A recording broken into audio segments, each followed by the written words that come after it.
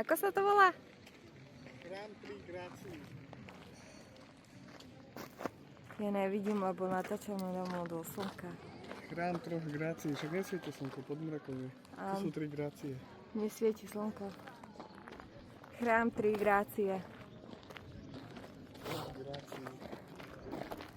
Stále sa bavíme o okruhu cca 20 km. Áno.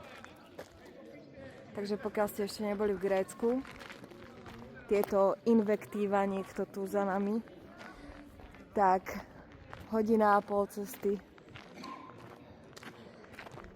z okresu Dunajská Streda. Nemôžem to povedať nahlas, lebo oni sú všade, ako špioni. A ste ako v Grécku.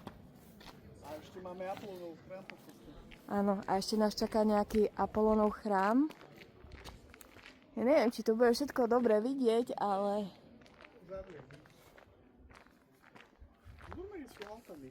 je to tady Boží, tak ako povedala Simona, kde sa dá ísť autom, idem autom, kde sa autom nedá ísť, sedím doma. To došli autom.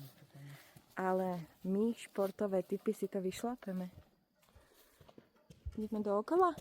Jasne, to máš dva. Zas také veľké to nie je.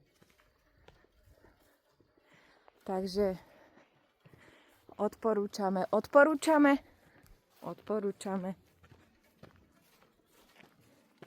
Veľmi pekné. Uvidíme asi aj dovnútra, ale to bude nejaká Tam predávajú víno. Všade tu ináč predávajú víno, na každom rohu, a všetci tu pijú. Chrám 3 Grácie, stavební opravy. Tak nič.